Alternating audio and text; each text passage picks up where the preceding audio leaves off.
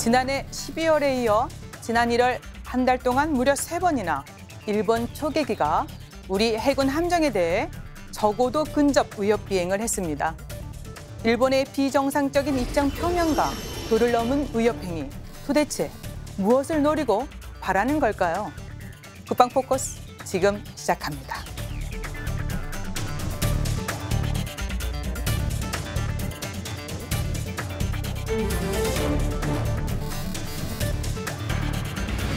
일본의 해상 초계기 위협 비행이 지속되고 있습니다. 과학적인 근거 제시 요청도 실무 협의도 무용지물이지만 우리 군은 대응 수칙 준수를 강조하며 여전히 대화의 문을 열고 있습니다. 어떻게 합의점을 찾아야 할까요? 지금부터 그 해법을 논의해 보겠습니다. 시청자 여러분 안녕하십니까? 윤지연입니다. 지금부터 격화되고 있는 한일 군사 갈등 이슈와 해결 방안을 논의해 보겠습니다. 함께 분들 소개해 드리죠. 권재상 공군사관학교 명예교수 나오셨습니다. 안녕하십니까? 양기호 성공회대학교 일본학과 교수 나오셨습니다. 네, 안녕하세요.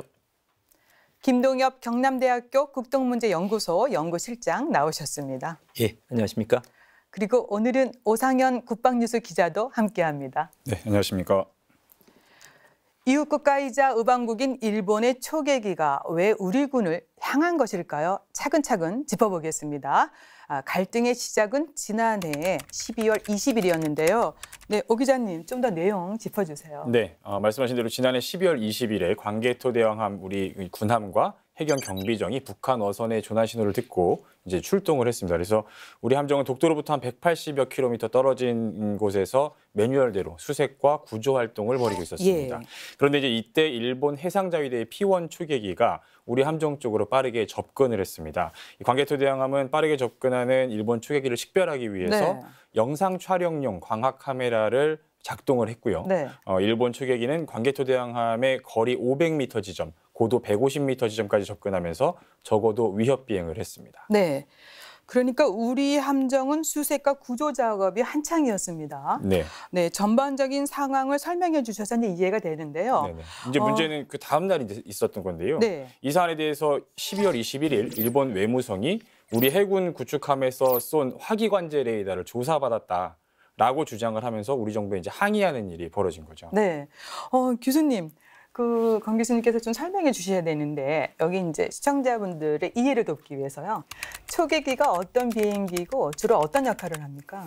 여기서 나오는 초계기 P1이라는 것은 페트롤 1호기라는 뜻인데 네. 잠수함을 주로 찾고요. 예. 그다음에 수상에 있는 함정에 대한 정찰 임무를 같이 할 수 있도록 설계된 비행기인데 네. 한 10여 년 전에 일본이 새로이 만들었습니다. 네. 지금까지는 그 P1, P2, P3 하는 식으로 미국형 이름을 붙였다가 네. 일본이 해상 초계기를 좀 더 강화하기 위해서 엔진을 4개씩이나 단 속도가 좀 더 빨라지고 네. 무장량이 좀 더 많아지는 항공기를 일본이 독자적으로 개발해서 배치를 하는 항공기입니다. 네. 이 항공기에는 잠수함을 찾는 데 필요한 마그네틱 디텍터라는 전자기파를 찾는 장비하고 네. 음파를 탐지하는 소나라는 장비하고 그다음에 레이더를 장비하고 있고요. 네. 필요에 따라서는 다른 주 공격 편대가 들어오기 전에 적의 함선을 정지시키거나 네. 파괴하기 데 필요한 무장을 하고 있는데 이 P1 항공기는 지금까지 사용했던 미제 P3 우리 해군도 가지고 있습니다만은 네. 이 항공기에 비해서 배 이상의 중무장을 하고 있습니다. 네. 폭탄만 해도 한 8발 이상 갖고 있고요. 예. 의뢰가 또 그만큼 있는데 의뢰는 일본이 만든 것과 미국이 개발했던 것을 같이 사용할 수 있도록 돼 있고요. 예. 그다음에 일본이 독자적으로 개발한 공대 함 미사일을 또 상당수 많이 보유하고 있습니다. 네. 그런데 이것은 대체적으로 기체 내부에다 두고 있기 때문에 외부적으로는 드러나지 않게 만들어 놔가지고 상대방 측에서 이 항공기가 무장을 하고서 공격을 할 의도가 있는지 그렇지 않은 건지를 혼동스럽게 만들 수 있는 그런 전술까지 구사할 수 있는 네. 일본이 만든 최신형 잠수함 초계기라고 얘기할 수 있습니다. 성능이 상당히 좋습니다. 예. 예, 고성능인데 그래서 이제 우리가 좀 더 이제 P1 일본이 가지고 있는 초계기에 관심을 가지지 않을 수가 없습니다. 지금 교수님께서 일본 초계기를 아주 조목조목 설명 잘해 주셨는데요. 김 교수님, 이제 그럼에도 불구하고 지금 이제 오 기자님께서 영상 그 촬영용 광학 그 카메라도 말씀을 해주셨고 그 스티어라고 하는 사격 통제형 추적 레이더 있지 않습니까? 이게 무엇인지 좀 설명해 주시고요. 그리고 이제 일본 측에서 일방적으로 주장하고 있는 레이더 빔 방사. 이거는 무엇을 의미합니까? 예, 이제 우리가 레이더라는 것은 전자파를 보내서 그 전자파의 반향을 받아서 이제 거리라든가 위치를 아는 거지 않습니까? 예. 근데 이 레이더는 통상적으로 뭐 여러 가지가 있습니다만은 이제 하늘을 보는 대공, 비행기 대공 레이더, 또 배들을 한 대함 레이더, 지상 레이더 여러 가지가 있습니다. 이렇게 임무에 따라 나눌 수도 있고요. 용도에 따라서 그냥 항해를 한다든가 탐색을 하는 일반적인 레이더가 있고요. 네. 그다음에 방금 이제 화기 레이더라고 하는데 저희는 그걸 사격 통제 레이더라고 통상 이야기합니다. 그러니까 무기를 사용할 때 쓰는 레이더 이렇게 크게 두 가지로 나눠 예. 있는데 이제 저희들이 그날 12월 20일 날 그 북한 어선이 조난됐던 상황이면 생각보다 상당히 긴박한 상황입니다. 네. 그렇기 때문에 이 배의 함장이었다고 하면 저도 이제 해군 출신이니까요. 네. 함장이었다고 한다면 배가에 가지고 있는 모든 탐지 시설, 레이더들을 아마 다 켤 겁니다. 예. 왜냐하면 단순히 일반적인 레이더, 탐지 레이더만 켰다가 만약 이게 꺼져버리면 네. 작전이 중단돼 버리거든요. 그것을 보완하기 위해서 필요한 몇 가지 레이더를 더 작동을 했는데 네. 그렇게 하기 위해서는 일반적인 탐색 레이더에 플러스해서 사격 통제를 할 수 있는 사격 통제 레이더를 보조 레이더로 작동했을 예. 거라고 생각하는데요. 근데 이 사격 통제 레이더에도 종류가 크게 세 가지가 있다고 생각하시면 네. 돼요. 하나는 배의 가장 꼭대기에 달려 있는 이제 그 돌아가는 레이더가 있습니다. 우리 일반적인 레이더들은요 항상 돌아갑니다. 네. 그러니까 돌아가기 때문에 돌아가는 방향으로 빔을 보거든요. 예. 그러니까 아까 말씀드렸던 그 조사라는 것은 그 빔을 쏜다는 겁니다. 쏘는 거 진짜 조사했다고 그러는데요. 네. 어떤 레이더는 돌아가기 때문에 그 방향으로만 빔이 나갑니다. 그러니까 만약 한 2초, 3초 돈다면 사실 2초 동안은 그걸 안 보는 거죠. 그래서 잡았던 것을 2초 후에 다시 보는. 근데 그러나 그 허상을 갖고 계속 따라가는 예. 거거든요. 그런데 비행기 같은 경우에는 1초만 지나도 너무 많은 거리를 가버려요. 그렇기 때문에 돌면 이걸 잡을 수가 없습니다. 네. 그러니까 돌지 않고 이 비행기 같은 경우는 항상 잡을 수 있는 것들이 있는데요. 그걸 할 수 있는 방법이 두 가지가 있습니다. 하나는 광학 카메라, 우리로 쉽게 말하면 CCTV입니다. 아, CCTV인데 이 CCTV도 그냥 일반 CCTV가 있고요. 그 적외선으로 네. 밤에 쓰이는 이 두 가지를 다 용도로 쓰는 근데 일반적인 그 광학 카메라가 하나 있습니다. 이 광학 카메라가 있고요. 이 광학 카메라하고는 다르게 레이더인데 돌아가지 않고 그쪽으로 한번 비춰주면 그 계속 그 비행기나 그 물표를 따라가는 네. 게 있습니다. 그러니까 지향성이 아주 따라가는 이게 바로 스티어입니다. 그러니까 스티어 180이라는 거고 우리가 디렉터라고 통칭하는 이 레이더인데요. 그러니까 이거는 아주 정교하게 사격을 통제하고 사격을 미사일. 그다음에 이 특히 대공 같은 경우에는 미사일을 쏩니다. 저희들이 네. 미사일을 쏘는 경우에는 이 방금 말했던 이 스티어, 이 레이더에서 아니면 광학 장비에서 나오는 빔이 갔다가 돌아오는 네. 그걸 따라가서 미사일이 따라가거든요. 지금 이제 일본이 이야기하는 것은 방금 말씀드렸듯이 쟁반식으로 돼서 항상 비치는 레이더라고 하는 스티어 레이더를 자기들한테 보냈다. 이 예. 스티어 레이더는 바로 한국 해군이 자기들한테 포를 쏘거나 아니면 쌤이라고 하는 대공 미사일을 쏘기 위한 준비 단계다. 라고 해서 자기들한테 적대 행위를 하려고 했다라고 하는데 우리 한국 측에서는 아니다. 우리는 광학 카메라는 작동, 그러니까 소위 말하는 CCTV에 대한 광학 예. 카메라는 작동한 적이 있지만 그 옆에 있는 그러니까 함수함에 두 개 있습니다. 이게 두 개 있는데요. 이것은 작동한 적이 없다라고 네. 이야기를 합니다. 근데 오해할 수 있는 것 중에 하나가 뭐냐면 이 광학 카메라와 이 스티어는 두 개 같이 있습니다. 그러니까 오늘 하면요. 이 카메라가 따라가면 이 스티어 이 뭐랄까 접시도 같은 방향으로 네. 같이 선회를 하게 되거든요. 그렇기 때문에 그러나 이 빔은 비치지 않은 오늘 하지 않는 상태에서 방향만 같이 작동을 네. 하는 거거든요. 근데 지금 일본에서는 방향도 움직였고 실제 이 안에 빔이 자신들이 발사했다라고 이제 주장을 하면서 하고 있고 우리는 그 장비를 예. 실제 빔을 작동한 적이 없다라고 이제 이런 이제 논란이 있는 것입니다. 그러니까 우리는 인도적 구조 작전을 하고 있었습니다. 예. 근데 설명을 들어보니까 상식선에서 얼마든지 이해가 갈 수 있는 상황인데 사실 일본이 우리 입장에서는 억측 주장을 하고 있는 거 아니겠습니까? 일단은 인도주의적인 입장에서 그렇게 그러니까 인도주의 입장에서는 우리 영해가 아니고 다른 영해에서도 이런 구조 작업은요. 그러니까요. 가장 가까이 있는 선박이 구조하는 게 예. 아주 관례입니다. 네. 그럼에도 불구하고 당연히 그 비행기가 우리가 구조 작업을 하는 것을 알았음에도 접근하고 또 그러한 어떤 비행을 했다는 것은 어떻게 보면 상당히 비신사적인 네. 거죠, 사실은요. 네, 그런데 오 기자님, 네. 좀 더 세부적으로 좀 내용을 짚어보겠습니다. 먼저 일본 측은 우리 함정이 무슨 임무를 하고 있는지 몰랐다라고 지금 주장을 하면서 그래서 지속적인 관찰 비행을 한 것이라고 주장하고 있지 않습니까? 네. 네, 그러면 구조 신호를 일본은 왜 듣지 못했을까요? 제가 봤을 때 이제 일본 측이 구조 신호를 들었다 못 들었다에 대한 보도나 혹은 일본 방위성의 발표 내용은 찾지 못했습니다. 그런데 이제 여기서 우리가 이제 두 가지 이유로 이제 일본이 무슨 임무를 수행하는지 몰라서 지속적으로 관찰을 했다라는 이 주장에 대해서 반박할 수 있는 근거가 있겠는데요. 첫 네. 번째는 일단 해당 수역은 일본 본토에서 한 300여 킬로미터 떨어진 곳에 있는 대화태고라는 그런 수역이고요. 우리 관개토 대왕함은 구조 신호를 듣고 이게 인근 지역이니까 한 2시간 정도 이동을 해서 구조를 하러 이제 갔던 겁니다. 그리고 예.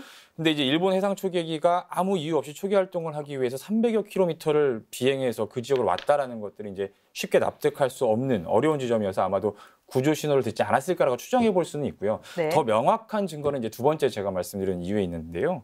일본 측은 이제 우리 함정으로부터 스티어 이제 사격 통제 레이더를 조사받았다면서 지난해 12월 28일에 P1 추계기에서 촬영한 영상을 공개를 했습니다. 네. 이 영상에서 승무원들이 나누는 대화를 보면 첫 번째로 말하는 것이 그대로 워딩입니다. 소형 고무보트로 추정되는 대상을 확인했다라는 게 이 승조원들이 얘기하는 첫 번째 말인데요. 네. 그러니까 일본 초계 비행의 목적이 바로 이 첫 문장에 드러나는 거죠. 그러니까 일본의 초계기는 초계의 대상인 고무보트 자기들 표현으로 하면 고무보트가 있다는 것을 알고 왔고 그렇기 때문에 우리 해경정과 군함이 함께 구조작전 중이었다는 것도 명백히 네. 알고 여기까지 왔다라고 보는 것이 맞습니다. 그러면은 그 얘기만 그대로 해석을 하면은 일본의 억지 주장이 맞습니다. 네. 문제는 단순한 관찰 비행이 아닌 위협 비행이라는 데 있는 것인데요. 아마도 시청자분들께서는 위협 비행의 정의에 대해서 근접 비행 정도로만 느낄 수 있을 것 같은데요. 위협 비행은 어떤 것이며 우리 군이 위협 행위이자 도발 행위로 간주하는 이유가 있을 겁니다. 그 부분에 대해 설명을 좀 들어보도록 하겠습니다. 네. 상당히 기술적이고 복잡한 문제가 있는데요. 상대가 우리 측에 대해서 어떠한 위협적인 행동을 해올 때 내가 그것을 못하게 하는 방법은 네. 우선 저지, 그다음에 차단, 네. 그다음에 실제적으로 타격, 파괴하는 방법이 있거든요. 그건 단계별로 상대방의 반응을 봐가면서 조정을 해나가야 네. 되지 처음부터 바로 공격하는 건 아니거든요. 그거는 일본 측도 마찬가지고 우리 측도 마찬가지입니다. 우리 함정이 그 지역에 가 있다는 것 자체는 일본으로 봐서는 그 지역이 EEZ라고 배타적 경제수역이라는 지역 내에 외국 배가 들어왔다는 것에 대한 끊임없는 자기들의 그 영역 확인 하는 절차를 수행해 왔다라는 네. 주장에서 그것을 볼 수가 있고요. 두 번째는 우리도 그 지역에 대해서는 그 무해 통항의 원칙이 적용되는 지역이죠. 그러니까 네. 아무런 위협을 당하지 않은 상태로서 항행을 할 수 있는 지역에 대해서 구조 임무를 수행하고 있는데 네. 일본이 들어왔다는 것은 일본이 그 지역에 대해서 어떠한 의도적인 생각을 미리 갖지 않고서는 들어올 수 없는 상황이라는 것이 미리 전제되어 있죠. 네. 예, 그다음에 그 비행 패턴을 보거나 하면 여기서 또 일본의 의지가 드러납니다. 일본 항공기 P1이 비행을 한 패턴을 예. 보게 되면 전형적인 공군이나 해군에서 수행하는 정밀하게 무장 정찰을 하는 상황에 사용되는 비행 궤적을 그리고 있습니다. 네.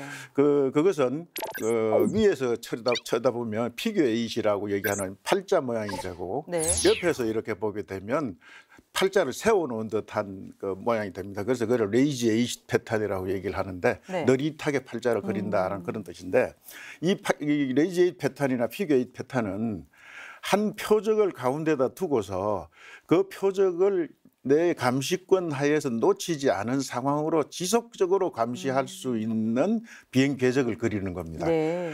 이쪽으로 갈 적에는 내가 주조종사가 보고 저쪽으로 돌아올 적에는 부조종사가 볼 수 있게 되고 예. 뒤쪽으로 갈 적에는 뒤에 탐색 요원이나 장비를 가지고 계속 감시를 할 수가 있고 그러니까 바다와 같이 참조점이 없는 상황 하에서는 확실하게 그것을 잡을 예. 수 있는 그런 패턴을 그렸다는 것이고 네. 그들 통화 아까 말씀하셨는데 통화 장면에도 그 얘기가 나옵니다. 네. 처음에는 뒤쪽으로 들어갑니다. 그 뒤쪽을 이제 항공작전에서 스턴 어택이라 그러는데 뒤쪽으로 들어가 가지고 오른쪽 옆으로 빠지면서 어비임으로 들어간다라는 용어를 분명하게 사용을 합니다. 네. 그래서 스턴 어택을 하는 이유는 모든 함정은 헬리콥터를 실어 가지고 그 작전 반경을 넓히고 속도를 빨리 하기 위해서 헬리콥터를 실어 놓기 때문에 후가판 쪽에는 방공 화기가 좀 적습니다. 네. 그러니까 가장 안전한 쪽으로 진입을 한다는 소리거든요.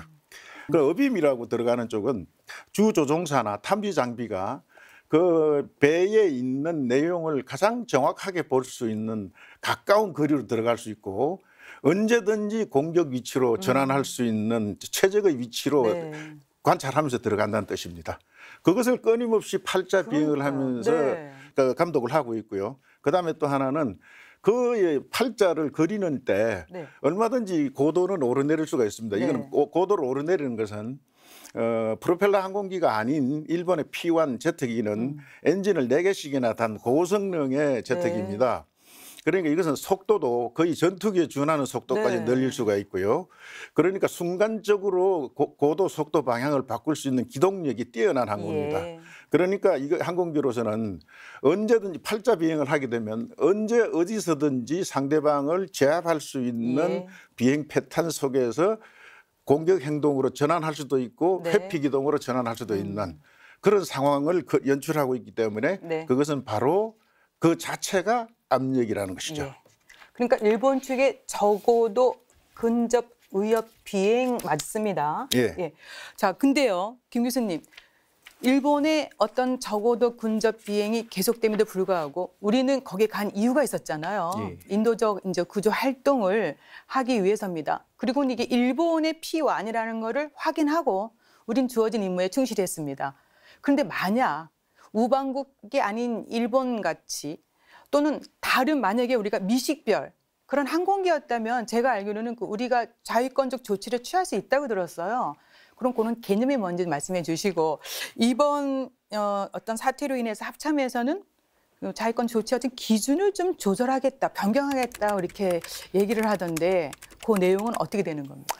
예, 사실 이제 앞에 설명을 잘 해주셨습니다. 네. 근데 이제 통상 그 국제법적으로 위협 비행이라는 게 딱 정해져 있는 게 없습니다. 그러니까 고도도 그렇고요. 그러니까 일본에서 좀 주장하고 있는 국제법상으로 150m라고 이야기하는 것은 네. 이 군용기를 이야기하는 것이 아니라 민용기가 그 정상적으로 작동을 했을 때 150m 해면 밑으로 내려가게 되면 위험하기 때문에 150m 밑으로 내려가지 말라고 하는 네. 것이지 자신들이 그 150m를 지켰다는 것은 말도 되지 않고요. 통상적으로 이제 오히려 기동적 측면에서의 패턴이 중요한데요. 우리가 통상적으로 이야기하면 3가지 패턴을 통상 이야기를 합니다.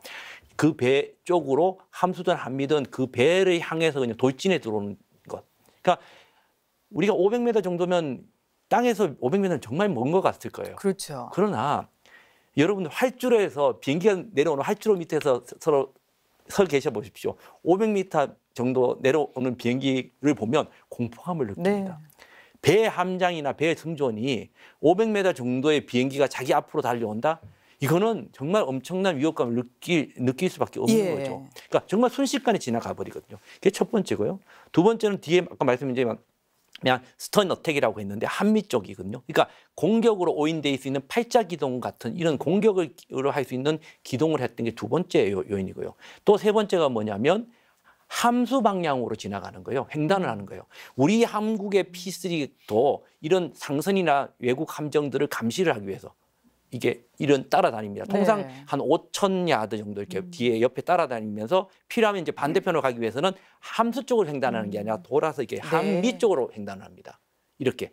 그러니까 이게 뭐냐면 기본적으로 상대를 오해시키지 않고 네. 서로가 이제 그런 룰을 지키는 거죠. 근데 이번 일본의 항공인 이 세 가지 룰을 어느 하나도 지키지 않았어요. 예. 예, 이런 차원에서 본다면 우리가 충분히 자의적 조치를 할 수도 있었습니다만은 분명히 아까 일본 쪽에서는 우리가 무슨 일을 하는지 모르고 왔다는 식으로 뭐 어쩌면 저는 거짓말을 하고 있다고 보는데요. 저희는 반대로 오고 있는 비행기가 우리 소위 말하는 자신들이 주장하고 있고 정말 우방국인 네. 일본군의 비원기인지는 당연히 알았어요. 예. IFF라는 저가식 비행기가 있기 때문에 당연히 알았을 것이고요. 그런 차원에서 본다면 우리 우방기가 오기 때문에 사실 신경을 안 쓴 게 아니라 이것은 이것보다 더 중요한 그렇죠. 북한 어선 네. 구조 작업에 우리가 매진하고 네네. 이렇게 했는 상황인데 거기에 이제 달려든 거죠, 사실요. 그런 차원이 그러니까 거기에 매진했기 때문에 이런 자의적 조치라 이런 것들이 없었지. 만약에 우리가 이번에 이제 최근에 있었던 1월 23일이었죠. 예. 있었던 이런 상황 같은 경우에는 어쩌면 사실 그 이상의 자의적 조치가 필요했을 수 있었을 겁니다. 그런데 사실은 명확하게 우방국이라는 것이 있고요. 예. 지금 상황 자체가 어떻게 놓고 보면 일본이 이렇게 수차례 처음이 아니라 지금 3번 거쳐서 다시 1월 달에 이렇게 하고 있는 것은 뭔가 다른 의도. 그러니까 네. 우리에게 이런 뭐랄까요? 우리가 어떤 행동을 해주기를 바라는 미끼일 수도 있다는 거군요. 그러니까 거기에 물려 들어가지 않기 위해서 저희는 조금 더 신중해야 되고요. 예. 그런 차원에서 지금 우리 합참을 중심으로 우리 군사 부분에서 이 대응 조치를 좀 약간 재검토하고 있는 것은 상당히 좀 잘하고 있다고 봅니다. 지금 네. 기존적으로 갖고 있는 것은 이게 경고통신을 하고 경고통신이 되지 않으면 바로 스티어를 조사를 하고 또 그런 상황에서 안 되면 경고 발사라는 무장을 사용하는 이런 정도의 어떤 아주 좀 정밀하지 네. 못한 단계라고 본다면 아직 이제 논의 중인 것으로 알고 있지만 네. 조금 더 우방국이 이런 상황들에 대한 극단적인 행동을 하지 않으면서도 네. 그렇지면서도 현장에 있는 지휘관이 좀 뭐랄까 자신감 있게 할 수 있도록 예. 경고 조치의 범위를 늘린다든가 또 우리가 갖고 있는 뭐 링스라든가 이런 네. 자산들을 미리 좀 띄워서 예. 차단을 한다든가 또 주변에 있는 다른 P3야 이런 것들을 소출해서 또 이런 경계를 한다든가 이런 좀 복합적인 어떤 대응책을 만들고 있는 걸로 알고 있습니다. 네. 그런 차원에서 보면 정말 가장 중요한 것은 우리의 국익을 중요시한다는 것은 우리 배죠. 우리 배와 승조원의 안전에 대한 차원에서 예. 어떤 상황이 벌어진다면 보고보다는 네. 현장의 지휘관으로서 뭔가 조치를 하는 게 우선이다고 생각을 하면서도 또 나름대로 그러한 어떤 그 극단적 조치를 하지 않고 문제를 해결하기 위한 예. 어떤 단계적이면서 좀 정밀한 또 세밀한 자의적 조치들이 검토되고 또 지금 검토되고 있다고 저는 생각을 합니다. 그러니까 현재 자유권자 조치 기준 조정은 논의 중이다. 예, 논의 중입니다. 예, 예. 이야기를 나눌수록요. 뭔가 찜찜합니다. 단순한 군사적 갈등이 아닌 많은 이야기들은 오고 가고 있는데 일본의 또 다른 속내가 있는 것 같은데요. 이 부분 들어보겠습니다. 네, 교수님 분석해 주시겠습니까? 그렇습니다. 이게 지금 상식적으로 납득이 안 가는 부분이 있거든요. 뭐 우방국의 함선에 대해서 어떻게 그렇게 조공비행, 네. 위협비행을 할 수 있는 건지. 더구나 인도주의적인 차원에서 북한 선박을 구조 중에 그걸 알고 있으면서도 거기에 대해서 조공비행을 하는 거. 여기에 대해서 상당히 상식적으로 납득하기 힘든 그런 부분이 있습니다. 저는 어떤 면에서는 일본적으로 상당히 이걸 의도된 기획성을 가지고 있었던 게 아닌가. 네. 예를 들면 한국계 해군하고 일본의 해상자에 대한 상당히 이제 좋은 협력적인 관계입니다. 네. 그러면 이제 한라인도 있고 비상 열람망도 있기 때문에 기본적으로 실무자선에서 협의를 하면 되는 거거든요. 또 그런 절차가 진행 중이었는데 일본에서 일방적으로 언론에 공개하고 예. 또 이어서 이제 그 뭐 몇 개국으로 된 그런 그 동영상을 만들어 가지고 해외에 있는 자국 대사관에 전부 뿌리지 않았습니까? 네, 문제를 약간 키운 거죠. 네, 그런 점에서는 저는 상당히 이제 의도가 있었다고 보고요. 지금 사실 일본으로 본다면 작년 말에 나온 방위대강이라든지 네. 앞으로 거의 20조 원 가까운 그 돈을 투자를 해가지고 일본의 방위력을 증강시키겠다는 겁니다. 네.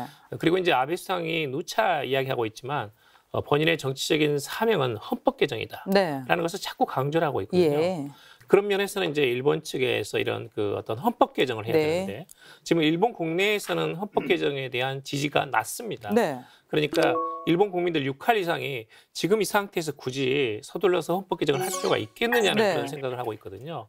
근데 그러다 보니까 이런 방위력 증강, 헌법 개정을 하려면 일종의 가상적이 있어야 됩니다. 네. 그런데 작년에 이제 오래간만에 이런 중일 정상회담을 통해서 약간의 그런 협력 무드가 연출이 됐고 예.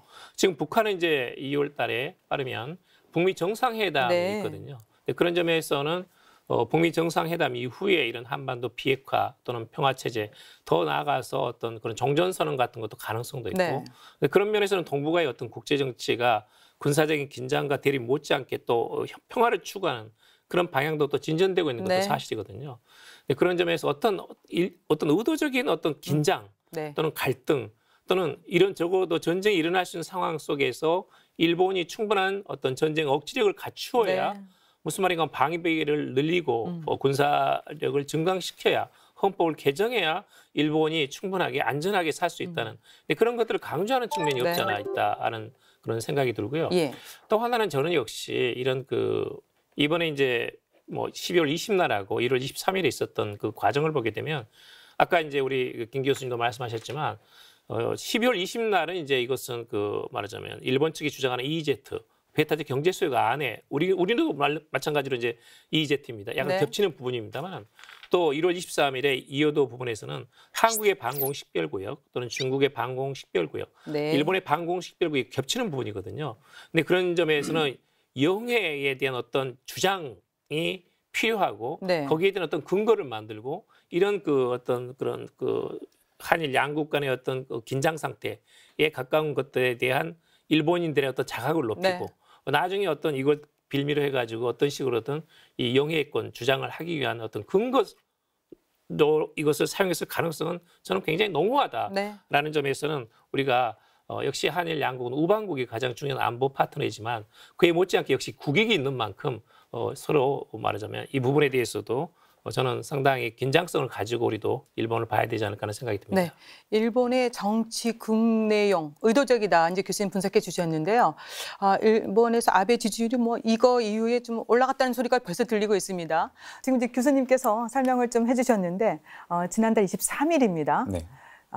또다시 일본의 그러니까 적어도 근접 위협 비행이 있었습니다. 그렇습니다. 예. 그래서 그거를 좀 더 이렇게 좀 설명해 주시겠습니까? 언제 어떤 상황이 있었는지. 네, 말씀하신 1월 23일에 이제 오후 2시 한 3분경에 있었던 일입니다. 이어도 서남쪽 131km 해상에서 일본의 P3 초계기가 우리 해군의 대조영함을 명확하게 식별한 상황임에도 불구하고 거리 약 540m, 고도 60에서 70m, 이렇게 초고도 초근접 위협 비행을 이제 했습니다. 12월 달보다 훨씬 더 거리도 가깝고 고도는 그러니까 낮습니다. 요게 세 번째였다는 거잖아요. 요게 네 번째입니다. 네 번째. 12월 거부터 따지면. 예. 그래서 이때 대조영함에서는 여러 작전 수행 절차에 의거해서 일본의 초계기가 접근하지 않도록 한 20여 차례에 걸쳐서 경고 통신을 했지만 일본은 이에 응하지 않고 우리 함정으로 접근했습니다. 네. 그리고 아까 권 교수님, 김 교수님 말씀해 주셨지만 말씀하신 대로 일본의 그 해상 초계기가 그 비행했던 패턴, 그러니까 팔자 패턴이라고 말씀하시는데 그 패턴을 그대로 다시 한번 답습하고 우리 해군의 함수를 뱃머리 쪽으로 이렇게 돌아서 위협해서 나가는 그런 비행 패턴까지 동일하게 보이는 상황이었던 또 이런 P3 추계기의 위협 비행이 좀 있었습니다. 네. 이에 앞서 일본 해상자위대가 두 차례 더 이제 위협 비행이 있었는데요. 1월 18일 11시 39분경에 울산 동남쪽 83km 지점에서 율곡 2함을 상대로 P1 초계기가 위협 비행을 네. 했고요. 또 1월 22일에는 오후 2시 23분경에 제주 동남쪽 95km 지점에서 우리 해군의 노적봉함과 소양함을 상대로 P3 초계기가 위협 비행을 했습니다. 네, 그랬군요. 거리 540m와 고도 6 내지 70m 남짓이면 상대국에는 충분히 위협적인 거리입니다. 또 우리가 무려 20여 차례나 경고 통신을 했는데 일본 측은 응답을 안 했다고 합니다. 통신 상태가 그렇게 안 좋을 수도 있는 건지 의심되는데요. 아니면 응답을 일부러 안 한 건지 역시 의도적인 상황으로 생각이 들 수밖에 없습니다. 자, 그렇다면 이런 걸 우리가 어떻게 좀 더 해석해 볼 수 있을까요? 김 교수님 좀 정리 좀 해주세요. 이것을 이제 북한하고의 NLL 문제하고 좀 비교를 해보고 싶습니다. 네. 사실은요. 그러니까 북한하고 과거에 우리하고 이제 NLL 이제 지금도 진행 중입니다만은 그 NLL 있을 때 이제 북한 쪽으로 저희들이 계속 호출을 합니다. 네. 그러니까 넘어오더라 호출하면 호출을 응답을 하지 않아요. 사실을요. 그러니까 왜냐하면 우리가 호출을 하는 내용이 너희가 불법으로 하고 있다는 것을 호출하는 거기 때문에 거기에 응답하면 그것을 본인들이 인정하는 게 돼버린단 말이에요. 그러면서 본인들의 그 행동 자체를 정당화시키고 또 자신들이 말하는 그 NLL을 무력화하면서 자신들이 또 통상 이야기하는 경비 개선이라고 자기 주의하는 좀 밑에 내려간 선이 있죠. 예. 그런 것들 자신들이 정당화시키는 것이 있거든요. 이것은 이제 일본의 행동을 이제 비교해 보면 네. 마찬가지죠, 사실은요. 앞서서 이제 말씀해 주셨지만 저는 이번 사건의 본질이 여러 가지 의도가 있다고 생각합니다. 정치적으로도 지금 확장이 돼 예. 있고요. 뭐 일본이 갖고 있는 군사 대국화 이런 여러 가지 이야기들이 나오고 있지만 이 시작점은 결국은 해양 문제예요. 해양에 관할 건 문제거든요. 네. 지금 이 사건이 터졌던 대부분의 이 네 개의 지역이 어디냐면 네.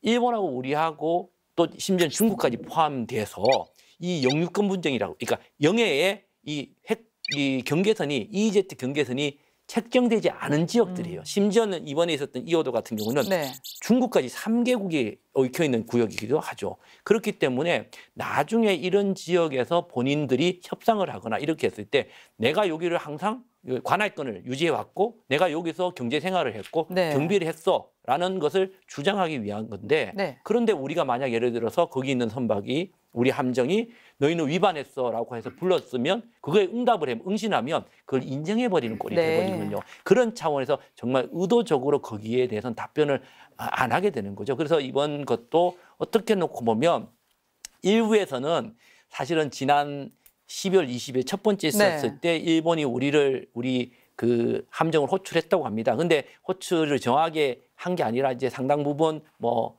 호출 보도 틀렸고요. 여러 가지 했기 때문에 우리 해군이 응답을 하지 않았던 걸로 알고 있는데 네. 그리고 또 본인 스스로도 또 문제가 되고 있는 그러니까 자위대가 아니라 그 재팬 네이비 군대로서 호출했기 때문에 우리가 네. 응답을 하지 않았거든요. 응답하면 일본 군대를 해군이라고 인정해버리는 꼴이 되니까요. 그러니까 답을 안 한 면이 있는데 뭐 그거에 대한 소위 보복성으로 본인이 우리가 했는 거에 대한 응답을 안 했다고도 할 수 있지만 저는 그 의도보다는 앞서 말씀드렸듯이 이런 어떤 EEZ에서의 관할권 문제라든가 이런 것들을 명분하기 위해서 네. 의도적으로 본인들이 대답을 안 했을 가능성이 많다고 생각을 합니다. 그나저나 일본은 이 상황을 언제까지 또 어느 선까지 끌고 가려 할까요? 지금 이제 일본이 네. 좀 자극적인 이런 조공비행 위협 비행을 했지만 이제 최근 들어서는 약간 관리 모드 또는 네. 이제 이 문제를 어느 정도 종결짓는 그런 그 자세로 나오고 있습니다. 그래서 지난번에 이제 실무 협상은 더 이상 하지 않겠다라는 식으로 선언을 했고 예. 엊그저께 이제 아베 수상의 시정 연설이 있었습니다. 일종의 이제 연두 기자회견에 해당하는 건데요. 거기서도 이제 한국에 대한 언급은 별로 하지 않았습니다. 그러니까 의도적으로 그 한국에 대한 언급을 자제하면서 이 문제에 대한 뜨거워진 최근 한일 관계를 약간 회피하려는 예. 그런 움직임이 저는 분명히 보였다라는 생각이 듭니다.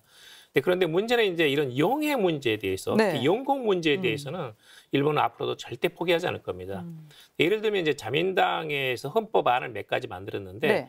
가장 최근에 안을 보게 되면 그중에 구조 3항에 이런 게 있습니다. 영토 영해를 방어하는 것을 말하자면 일본 자위대에 의무로 한다. 네. 라는 식의 규정이 새로 들어가 있습니다. 그러니까 이제 자위대를 국군으로 바꿀 뿐만 아니라 네. 거기에다가 또다시 말하자면 영공과 영해를 방어하는 것을 의무로 한다는 규정이 있거든요.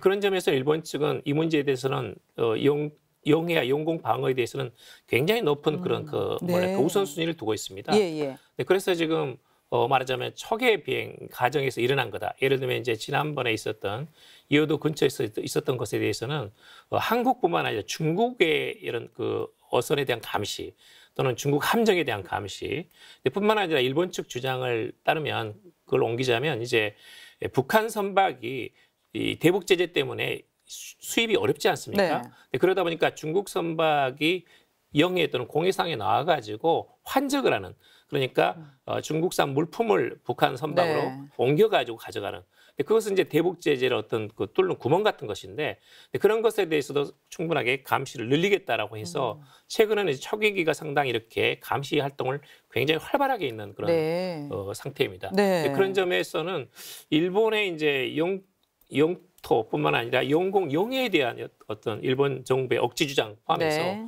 이런 것들이 굉장히 강해지고 있고 또 헌법 초안에 나온 것처럼 그런 일본 측의 주장이 실린 상태에서 앞으로도 일본이 초기 활동이라고 일종의 그런 뭐 핑계를 대지만 예, 예. 한국의 여러 가지 이런 말하자면 항공기라든지 또는 함정에 대해서 약간 자극적인 행동을 해올 가능성은 저는 얼마든지 있고 예. 앞으로도 그럴 그 가능성은 조금 더 높아지고 있다. 그런 점에서는 여러 가지 우리가 신경을 써야 된다라는 네. 생각이 듭니다. 그러면 교수님 설명대로라면 우리도 좀 중장기적인 차원에서 대책 마련 그리고 이거를 정말 어떤 식으로 풀어가야 될지에서는 고민을 좀 해봐야 될 것 같습니다. 그런데요, 오 기자님, 네. 지금 우리 입장에서는 4차례나 명백한 적어도 군접 위협 비행 또는 위협 도발을 우리는 볼 수 있어요. 근데 국방부는 이제 정례 브리핑을 통해서 일본과는 달리 이 사안을 정치적 사안으로 보지 않겠다고 했습니다. 네. 우리 이거 어떻게 해석을 해볼 수 있을까요? 그렇습니다. 사실 우리 국방부는 이 사안의 발단, 그러니까 이제 12월 20일 이후부터 지속적으로 같은 기조를 유지해 왔습니다. 예. 그러니까 일본 측이 뭔가 오해가 있는 것 같은데 객관적이고 과학적인 근거에 기초해서 그 오해를 풀자라는 거죠. 그러니까 이러한 국방부의 선의에는 일본이 이제 가까운 이웃 국가 이제 우방국이라는 네. 인식이 바탕에 깔려 있기 때문입니다. 그러니까 그런데 이제 일본 측은 뭐 12월 21일이죠, 지난해 우리 측의 추정 레이더를 조사하지 않았다는 답변을 들은 지 채 3시간도 안 된 시점에 일방적인 주장을 담은 기자회견을 했고요. 또 12월 27일 화상 실무 회담을 이제 양측이 했습니다. 예. 첫 번째로. 근데 그 다음 날 바로 우리 측의 반대에도 불구하고 28일 날 동영상을 공개하는 이런 네. 일이 벌어졌죠. 이런 것 등을 하면서 이제 실무 협의보다는 양국 간의 진실 공방으로 문제를 확대시켰습니다. 하지만 그럼에도 불구하고 우리 국방부는 이 양국 당사자 간의 실무 협의를 통한 문제 해결과 오해 해소 노력을 일관되게 유지하면서 고위급 차원에서 어떤 부정적인 뭐 일체 언급을 하지 않는 자제하는 등 이제 이런 노력을 좀 기울이고 있었고요. 네. 양국의 안보 협력 관계에 부정적인 영향을 끼치지 않도록 좀 절제된 노력을 지속하고 있다고 봐야 될 것 같습니다. 네, 그래서 이제 이게 일본하고 한국 간에 네. 골이 점점 깊어지고 가는 이런 상황을 어떻게든 풀어야 되지 않겠습니까? 그래서 이제 지난 1월 싱가포르에서 실무자 회담도 했고 네. 대화를 나눴습니다. 그리고 이제 스위스 외교장관 회담을 통해서 대화를 시도했는데 네. 결과가 뭐 그렇게 우리 썩 좋게 나오지는 않은 것 같은데 어떻습니까? 그렇습니다. 예, 말씀하신 대로 그렇게 썩 좋게 나오진 않았습니다. 네. 그러니까 싱가포르 실무회담 먼저 말씀을 드리면 한일 관계자가 한측 10여 명, 일본 측 10여 명이 이제 싱가포르에서 만나서 논의했습니다. 오전에는 뭐 한국 대사관에서, 오후에는 일본 대사관에서 이제 현지 시각으로 저녁 8시 넘어서까지 이렇게 아주 상당히 예. 긴 시간 동안에 이제 대화를 했다고 전해지고 있는데요.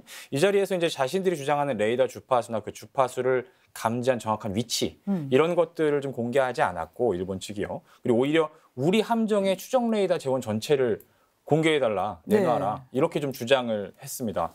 그래서 그날 회담은 이제 큰 진전을 보지 못하고 끝낼 예. 수밖에 없었고요. 우리 정부가 이제 일본 방위성에는 오히려 일본 초계기 위협 비행이 국제관리 위반이고 또 비신사적인 행동이라는 것들을 네. 강조를 했고요. 이에 대해서 이제 사과와 재발 방지 요청을 했고 일본 측이 주장하는 자료를 먼저 제시하면 그때 이제 협의를 재개하자. 라고 이제 제안을 해놓고 끝낼 수밖에 없었습니다. 네. 스위스에서 열린 이제 외무장관 회담에서는요, 강경화 외교부 장관과 고노다로 일본 외무상이 만났는데요. 다보스 현지 시간으로 지난 1월 23일이었습니다. 예. 강 장관은 이제 일본 추격이 우리 함정에 대한 저공 근접 위협 비행을 이제 언급하면서 이런 행위로 이제 상황이 정리가 안 되고 계속 진행되는 것에 대해서 우려스럽게 생각하고 유감을 표명한다 이런 얘기를 했고요. 예. 또 상황이 어려울수록 외교 당국 간에는 절제되고 사력 있게 문제를 관리하면서 양국 관계를 지속해서 발전시켜 나가야 한다. 이런 점에서 당국 간 확고한 공감대가 있다고 생각한다. 네. 이렇게 이제 덧붙였던 것으로 전해지고 있고요.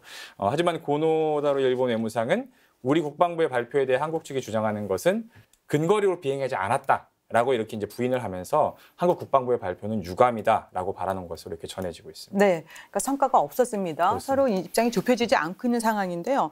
양 교수님 그래서요 이런 사태와 관련해서 이제 뭐 일본도 그렇고 우리도 그렇고 국내 여론은 더욱 그렇습니다. 미국의 중재 역할 필요하지 않냐 이런 얘기 나오고 있습니다. 미국의 중재 역할 가능할까요? 어떻게 보고 계십니까? 예, 당연히 저는 해야 된다고 봅니다. 사실 이제 중국의 해양 진출이라든지 또는 이제 북한의 핵과 미사일, 이 동북아에 있어서 냉전 체제가 전혀 해소되지 않고 있거든요. 예. 그런 점에서는 한미일 간의 안보 협력이라는 것이 가장 중요한 이 동북아의 평화 그리고 전쟁 억지력에 있어서 가장 중요한 이런 그 기본 틀입니다. 네. 그런 점에서는 이 한미일의 안보 협력을 지키기 위해서 미국이 적극적으로 나서가지고 중재를 해야 된다고 보고요. 사실 지금까지 예를 들면 1965년에 한일 국교 정상화라든지 네.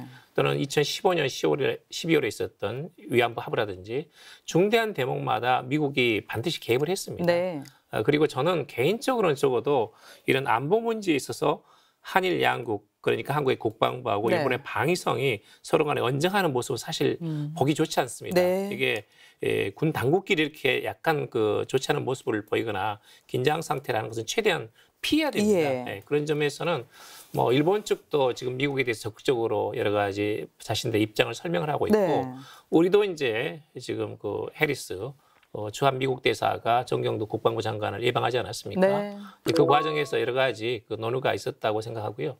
또 이제 다행히 또 해리스 대사는 미국에서 태평양 함대 사령관도 지낸 예. 해군 사령관 출신이고 해서 그런 점에서는 충분한 소통을 통해서 이런 그 미국의 중재를 포함해서 여러 가지 이 문제가 빠른 시일 내에 네. 조속하게 마무리되고 한미일 간의 강고한 안보 협력 자체가 흔들리지 않도록 네. 그런 다양한 어떤 한일 양국의 노력 또는 미국의 중재 네. 이런 것들이 필요한 그 시점에 와 있다. 저는 이렇게 보고 있습니다. 네, 미국의 중재 역할 또 기대해 보겠습니다. 어쨌든 좀처럼 해결의 실마리가 보이지는 않고 있는데요. 앞으로 우리가 이거를 어떻게 대응해 나가야 할지가 중요한 관건입니다. 일각에서는 처음부터 우리가 좀 더 강하게 나가야 한다. 또는 아니다. 일본의 노림수에 걸려서는 안 된다. 이런 의견도 있습니다. 다양한 의견이 나오고 있는데 이 부분에 대해서 권 교수님 어떤 생각을 하고 계십니까? 참 네. 복잡해요. 예. 저는 이번 문제를 해결해 나가는 우리나라의 태도와 일본의 태도를 보고서 크게 두 가지 면에서 우리가 반성을 해야 하고 일본에게 대해서 대하는 태도를 많이 고쳐야 되겠다 하는 생각이 들었는데 아주 쉽게 말씀드리면 일본은 이 문제를 단계별로 접근을 하기 위한 준비가 되어져 있는 상태에서 일종의 정치적인 게임을 시도를 하고 있는 것인데 우리는 단순한 도발이라는 데만 초점을 맞춰가지고 우리는 아주 전술적인 수준의 대응만 하고 있다는 것이죠. 여기서 주는 가장 큰 교훈이 우리는 일본에 대해서 스트래티직 티칭을 하고 있다는 겁니다. 무슨 얘기냐 하게 되면 일본은 요거 한번 건드려보고 네. 여기서 보이는 반응에 따라서 여기로 갈 것인지 저기로 갈 것인지를 선택을 할 수 있는 선택지를 상당히 고위급 수준에서 준비해 놓은 상태에서 접근하고 있다라고 볼 수 있는 태도들이 여러 군데서 나타납니다. 그런데 우리는 요 말을 하게 되면 여기에 대응, 저 말을 하게 되면 저기에 대응 아주 수가 얕습니다. 앞으로 우리가 일본을 대하는 태도는요. 다른 관점에서 봐야 되는데 그것을 적어도 세 가지 관점에서 네. 적절히 봐야 된다고 보는 게 첫째는 기술적인 측면에서도 한번 봐야 되고요. 예. 두 번째는 전술적인 측면에서도 한번 봐야 되고 세 번째는 바로 정치 전략적인 측면에서도 한번 봐야 되는 문제가 네. 있다고 보는데 기술적인 측면에서는요. 일본이 중국하고의 경쟁과 미국하고의 협조 관계를 유지하기 위해서 역할 대신하기 위한 여러 가지 개발을 많이 하고 투자를 많이 합니다. 네. 방위대강에서 분명히 그 얘기를 했죠. 게임 체인저가 될 만한 그 무기를 개발하겠다라고 얘기한 거예요. 그중에 하나가 이런 전자적인 무기와 네. 방법론들인데 이것은 만들 때마다 실험해 볼 장소가 필요하죠. 네. 그걸 하나하나 만만한 한국 해군을 놓고서 따져본 게 아닌가 하는 염려를 하게 만들거든요. 네. 이거 심각한 문제고요. 전술적인 문제도 그렇습니다. 우리가 어떠한 행동을 할 적에 우리의 행동 패턴을 적이 네. 읽어가지고 그 다음 단계를 한 수 더 앞질러가는 행동을 하는 것들. 그래서 우리의 대응 방법에 대한 상당한 심각한 연구를 하고 있다는 것이고요. 거기서 멈출 것이냐 말 것이냐 하는 것은 자기들이 마음대로 선택할 수 있는 것이 정치적으로 확대를 할 것이냐 말 것이냐를 생각을 한 거죠. 네. 지금은 드디어 정치적인 수준까지 올라가려고 하는데 여기서 우리가 일본이 사용하는 문법을 통해서 그걸 읽을 수가 있는데 한번 보세요. 실무협상은 더 이상 하지 않겠다라든가 정치적 상황으로 가지 않기를 원한다. 옛날에 우리하고 일본하고 문제 생겼을 적에 일본이 여러 가지로 우리 말장난을 가지고 우리를 놀린 게 있지 않습니까? 통석의 염이 있다. 무슨 소리입니까? 그다음에 유감으로 생각한다. 우리나라에 없던 말 표현을 일본에 네. 써서 요새는 우리가 웬만한 경우 그 말을 씁니다. 그래서 우리는 그 말을 우리가 그대로 받아주고서 우리 식으로 해석을 한 겁니다. 즉 실무협상을 하지 않겠다라는 것은 일본의 입장에서는 다른 뜻을 가지고서 얘기를 했는데 우리는 실무협상을 하지 않겠다. 그러니까 이것을 더 이상 시비를 걸지 않겠구나라는 우리의 요망사항대로 해석을 했다고 봅니다. 이게 언더칼큘레이션이죠. 그래서 이걸 왜 그랬느냐 하면 일본은 이제 실무협상을 하지 않고 실력으로 한번 갈 대로 가보자. 이렇게 해석하는 측면이 있었어야 한다는 거죠. 네. 그래서 일본은 우리는 들여다볼 적에 그들의 혼내를 읽을 수 있는 그 각도를 놓치면 안 되는데 그 각도를 놓치지 않기 위해서 접근해야 될 것이 바로 우리는 기술적인 측면에서의 가능성, 일본이 새로 만든 비행기의 성능 점검을 해야 되고 한국이 새로 만든 구축함의 성능을 일본이 끊임없이 확인을 해둬야 될 필요가 있다라는 것. 그다음에 전술적으로 한국이 의사결정 과정에서 보이는 태도가 지금 어떤 식으로 움직이고 있는가, 지휘통제통신망은 어떤 식으로 동작하고 있는가, 이런 것들을 다 일본은 국가적인 수준에서 점검을 할 수 있는 기회가 되어버린 거죠. 지금 교수님께서는 이제 향후 이번 사태와 관련해서 우리가 무엇을 해야 되는지 또 교훈과 과제에 대해서 조목조목 설명해 주셨는데요. 김 교수님은 어떻게 분석해 볼 수 있겠습니까? 예, 사실 이번 문제가 이제 어쩌면 한일 간의 군사적인 차원에서 EEZ, 그러니까 바다의 문제로 시작해서 이게 지금 정치적 문제로 확장이 되다 보니까 결국은 저는 이렇게 생각합니다. 뭐 아까 일본이 우리를 적화하느냐 뭐 이런 얘기를 드렸지만 결국 우리가 이런 얘기를 많이 하죠. 잠재적인 위협이라는 이야기를 하지 않습니까? 결국은 그냥 우리가 일반적으로 썼던 잠재적인 위협이라고 표현했던 것이 이번 사건으로 희미하지만 현실화된 사건이라고 저는 생각해요. 예. 이게 그러니까 바다의 문제가 아니라 이제는 정말 해양에 관할 건을 두고 국익을 건 정말 실제적 위협으로서 뭔가 나타나는 사건이라고 저는 이 문제를 좀 규정하고 싶어요. 네. 그래서 그런 차원에서 우리가 아까 좋은 말씀하셨는데 단순히 이거를 해군한테 던져야 될 문제가 아니라는 거죠. 이거는 좀 더 정교하고 좀 더 큰 틀에서 이것이 우리가 그렇게 말로만 떠들고 또 이번에 나온 새로운 국방백서에도 담았던 이번에 뭐 북한의 주적이라는 단어가 빠져들고 포괄적으로 위협을 제정이 했지 않습니까? 그런 차원에서 놓고 본다면 정말 우리가 이번 국방백서 2018에서 재정리했던 그 어떤 새로운 개념에서의 이 잠재적인 위협을 우리 스스로가 첫 경험해 보는 기회가 왔다고 봐요. 그런 차원에서 저는 이번 기회에 뭐랄까 일본이라는 또 뭐 이런 단정적으로 그런 게 아니라 우리가 좋은 말씀했지만 정말 좀 체계적이고 논리적이고 좀 전술 차원이 아니라 전략적 차원에서의 국가 이익을 지킬 수 있는 어떤 그런 대응책을 마련해 나가야 되지 않겠는가라는 게 제 개인적인 생각입니다. 예. 지금 두 분 교수님하고 같은 맥락일 수 있습니다. 지난해 말 이미 한일 관계가 악화될 수 있다라는 의견이 많이 나오고 있었습니다. 전문가분들이 그런 얘기를 많이 했었는데 이제 이게 좀 하나의 현실화된 케이스가 아닌가 싶고 또 일본은 미국의 트럼프 대통령의 어떤 일방주의에 견제하기 위해서 중국과 밀착 관계를 유지할 수 있다. 또 이런 주장도 나왔습니다. 이런 거 어떻게 보시고요? 향후 앞으로 일본의 대외 정책 어떻게 전망해 볼 수 있을까요? 맞습니다. 이제 일본은 기본적으로 이제 미일 동맹입니다. 미일 동맹, 일본 외교 또는 안보의 가장 중요한 기축이니까요. 이것 자체는 이제 흔들리지 않을 거라고 봅니다. 그리고 이제 이런 그 중국의 해양 진출, 그 다음에 북한의 핵과 미사일을 어떻게 사전에 말하자면 위기 상황이 오지 않도록 예방할 것인가에 대해서 일본 외교안보에 중요한 어떤 그 우선순위가 놓여 있다고 봅니다. 그런데 이제 사실 일본 내에서도 이번에 이런 그 레이더 사태를 둘러싸고 한일 갈등에 대해서 비판이 많았습니다. 일본 주요 언론에서도 왜 이것을 실무적으로 해결할 수 있는 문제를 정치적인 사안으로 끌어올렸느냐, 갈등을 오히려 일본이 키우느냐에 대해서는 상당히 내부 비판이 있었습니다. 사실 일본으로서도 동아시아 외교, 동북아 외교에 있어서는 한국이 가장 중요한 파트너입니다. 우리도 물론 이제 한반도 유사시에는 일본이 중요한 그런 그 기지이거든요. 그리고 일본으로 봐서도 한국이라는 것은 굉장히 이런 그 냉전 상태에서 방공의 보루이자 든든한 어떤 파트너이거든요. 근데 그런 점에서는 이런 기본 정신을 계속 살려나갈 필요는 있다고 보고요. 올해는 단지 이제 이런 3.1운동 100주년 또 상임 임시정부 100주년이라서 역사의 해입니다. 그런 점에서는 우리가 좀 그 어떤 한일 간의 관계를 완전히 개선하기에는 한일 양국이 약간 지금 제가 보기에는 약간 냉각되는 것이 더 낫다. 어떤 것을 적극적으로 하는 것도 해법이지만 어떤 것을 하지 않는 것도 또 하나의 해법입니다. 그런 점에서는 지금은 이제 신뢰를 다시 구축할 수 있도록 약간 냉각된 상태에서 상대방을 볼 필요가 있다라는 생각이 들고요. 네. 적어도 이제 6월 말에 오사카에서 G20 회의가 있습니다. 네. 거기서 이제 한일 정상회담이 열릴 예정이고, 네. 근데 그렇게 되고 그다음에 또 이제 2월 달에 있을 북미 정상회담이 어느 정도 이런 그 가시적인 효과가 나오고 한반도를 둘러싼 국제 정세가 조금 더 이런 그 진일보할 수 있다면 네. 일본도 말하자면 양보를 하고 그리고 우리도 어느 정도 필요한 부분에서 충분한 소통을 해서 6월 말에 있을 한일 정상회담을 통해 가지고 네. 관계 개선을 할 수 있는 그런 그 어떤 그 모멘텀을 찾으면 네. 좋지 않나 그런 생각이 듭니다.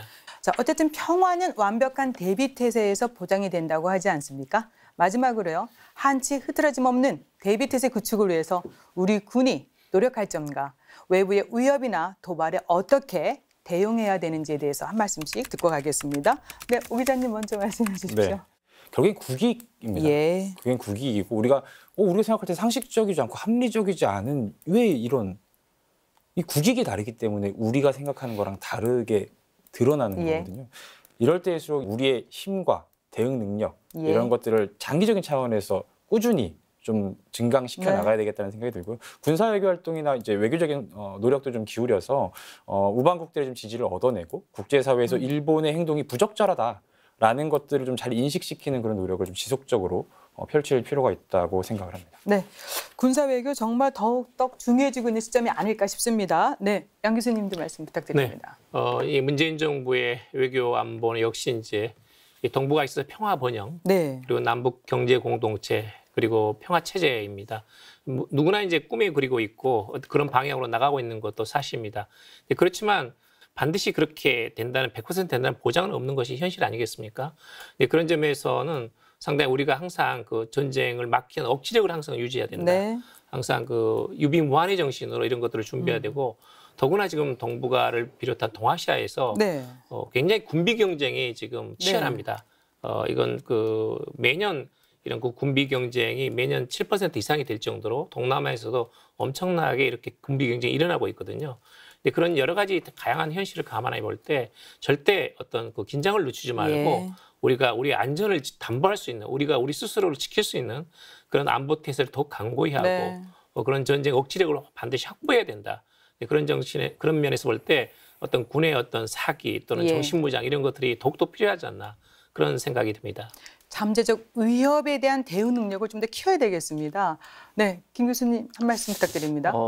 오늘 이야기하다 보니까 상당히 많은 이야기들이 정치적인 이야기들을 많이 했어요. 그래서 저는 이제 오늘 이 방송을 많은 분들이 보겠지만 또 군에 계신 분들이 많이 네. 보기 때문에 저는 마지막 멘트는 그분들에게 꼭 하고 싶어요. 예. 사실은 이 사건이 정적으로 많이 흘러가고 또 이런 것들 때문에 저는 가장 우려스러운 게 뭐냐면 현장에 있는 지휘관, 현장에 있는 군인이 내가 행동할 때 주저할 수 있다는 거예요. 예. 내가 이걸 하면 우리 국가가 그러니까 약간 좀 어려운 일이 빠지지 않을까? 네. 이런 주저스러움이 있을 수 있는 상황이 있다고 봐요. 저는 그래서는 안 된다고 봐요. 현장에 있는 지휘관들, 현장을 지키는 우리 군인들은 어느 누구도 정치가가 아니에요. 네. 군인의 자세로서 그런 고민이 없어야 돼요. 그 고민을 할 수밖에 없는 상황을 우리가 여기 있는 또 정치관이 우리들이 네. 만들어주고 있다고 봐요. 그러니까 정말 중요한 것은 현장에 있는 우리 군인들이, 지휘관들이 정말 그런 걱정하지 않고 자신의 목숨과 네. 자신의 배와 자신의 비행기와 자신의 탱크를 지킬 수 있는 그것이 바로 애국이고 국익이거든요. 그들이 그러한 자신감을 가질 수 있도록 그들에게 그러한 선택을 할 수 있는 어떤 자신감을 주시고 네. 그들이 뭔가 이 행동을 했을 때 거기에 오는 책임은 정치가 가지고 우리가 지면 되는 거예요. 네. 그러한 자신감을 그들한테 줬으면 좋겠습니다. 네, 좋습니다. 김 박사님 아주 말씀 잘하셨는데요. 네. 제가 어느 자리에 갔을 적에 그 일본 항공기가 그 레이더에 피폭되었다 안 됐다라고 주장할 때 그것이 사체가 중요한 것이 아니다라고 얘기를 하면서 만약에 1초도 안 되는 시간 안에 공격 자세로 들어갈 수 있는 정체불명의 항공기가 교신에 응답도 하지 않고 들어올 때 그 공포감을 네. 견뎌내기 위해서 그 함장이 해야 될 일은 모두 전투 대기태세 걸어놓고 기다리는 수밖에 없지 않느냐. 그거 안 했다면 그 사람 차라리 처벌받아야 된다는 맞습니다. 얘기거든요. 그 말씀하셔 주신 것 같고요. 예. 네. 그다음 저도 마지막 기회를 예, 말씀하십시오. 주신다면 저는 이 얘기를 하고 싶습니다. 뭐 흔히들 하는 얘기가 그 국제 관계에서 뭐 영원한 적, 영원한 무방 뭐 네. 없다 이런 얘기를 하는데 저는 국방대학교에서 강의를 할 적에도 그랬고 이걸 가지고서 워게임도 해본 기억이 있는데 그리스하고 터키하고가 사이프러스 사태를 놓고서 싸울 때 다툴 때 네. 미국이 취한 행동을 한번 가만히 보십시오. 한국이나 동북아에서 한일 간의 문제가 일어났거나 또는 중국이 끼어드는 상태에서 문제가 일어났을 때 미국이 어떤 태도를 취할 것인가라는 것은 그리스 터키의 관계에서 우리는 많은 단초를 얻을 수 있다라고 생각을 합니다. 무엇이냐 하게 되면 미국이 소련을 포위하기 위한 행동을 하는 남쪽 방위선에 같은 나토 협력 국가들 간에 일어난 분쟁에서 미국이 취할 수 있었던 일은 서방 국가의 이익이었습니다. 그것도 다분히 미국 자체의 이익이었습니다. 네. 그 어느 나라 한 나라의 편을 드는 것이 아닙니다. 우리는 한일 간에 있어서 이 냉엄한 현실을 네. 똑바로 봐야 될 겁니다. 네. 이번 일본 초계기 도발 사태로 인해서 한일 간의 불편한 관계가 지금 지속되고 있는데요. 얘기를 좀 정리해 보겠습니다. 이런 한일 관계 군사적 갈등 악화의 장기화보다는 양국 간의 실의적 이익을, 그러니까 외교적 실익이 되겠습니다. 고려해서 좀 이렇게 조속히 대화를 풀었으면 좋겠고요. 우리 군에게 요청하고 싶은 것은 항시 전방위적인 안보 태세 강화 필요하다. 이렇게 정리해 보겠습니다. 네, 오늘 도움 말씀은 여기까지 듣겠습니다. 고맙습니다. 고조되는 한일 군사 갈등, 우리 군은 일본 초계기의 추가 도발 방지 대책 마련과 확고한 해상 경계 태세 강화에 더 주력해 주기를 기대해 보면서요. 함께하신 국방포커스 오늘 여기서 마치겠습니다. 함께해 주신 여러분 고맙습니다. 다음 주에 다시 찾아뵙겠습니다. 안녕히 계십시오.